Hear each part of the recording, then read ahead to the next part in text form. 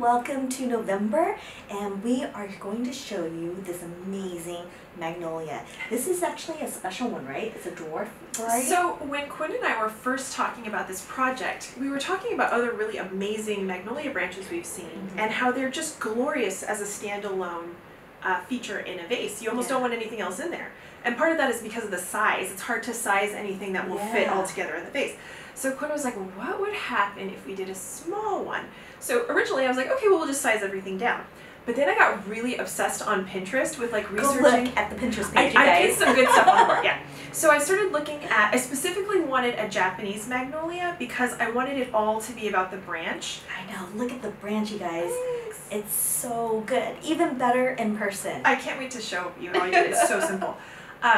But so I wanted something that would just show off branches and buds, so I picked the Japanese magnolia, and then I did some research on like Chinese brush paintings.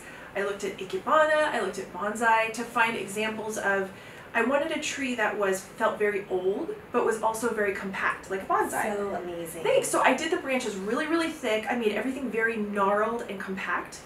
And then as I was thinking about it and looking at the dwarf varieties, it's not just that everything wants to be smaller, it wants to be denser too, because that's what happens on these really, really old magnolia trees. So I made sure that these were like nice and chunky, I made them close together, and if you look into here, I also made the centers very large because I wanted it to feel like everything was chunky and compact inside there to get that nice dwarf feeling.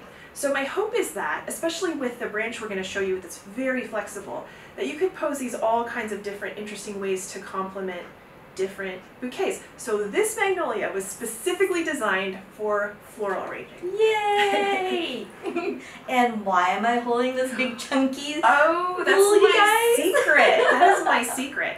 So one thing in fact, the magnolia flowers are fun and I love them. But the buds are my favorite because they're so cute. You guys, if you look at these little buds, they're all super fuzzy. And we achieved that just with our friend wool roving. Super cheap, super available at Joann. This should be in your paper flower toolkit is wool roving skills. Yes.